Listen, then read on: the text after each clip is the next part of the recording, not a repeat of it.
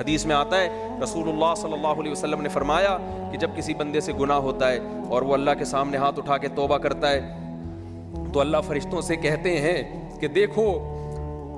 یہ مجھ سے توبہ کر رہا ہے نا، تو اس کو یقین ہے کہ کوئی خدا ہے، کوئی رب ہے جو اس کے گناہ پہ سزا بھی دے سکتا ہے اور معاف بھی۔ حالانکہ ابھی اللہ نے سزا دی نہیں ہے، کوئی نظر بھی نہیں آ رہی سزا اس کو یقین ہے کہ میرا کوئی رب ہے جو اس گناہ پہ سزا بھی دے سکتا ہے اور معاف بھی کر سکتا ہے، تبھی یہ مجھ سے گڑ گڑا کے معافی مانگ رہا ہے۔ تو میں اس کے عمل کی لاج رکھتا ہوں۔ اس کا یہ نہ بہت سے گناہ کرتے ہیں، نہیں ہاتھ اٹھاتے اللہ کے سامنے، اور اللہ کو دیکھنے کے بعد تو سارے ہی ہاتھ اٹھائیں گے، تو پھر تو سارے اٹھا لیں گے ہاتھ، توبہ کریں گے۔ اللہ کہہ رہے ہیں دیکھا نہیں ہے اس نے، میری آیات پر ایمان لایا ہے، میری نشانیاں دیکھ کر،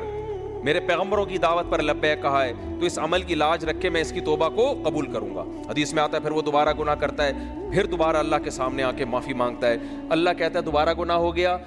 پھر معافی مانگنا اس کی علامت ہے، اس کو یقین ہے کہ میرا کوئی رب ہے جو گناہوں پہ سزا بھی دے سکتا ہے اور جزا بھی دے سکتا ہے، معاف بھی کر سکتا ہے، تو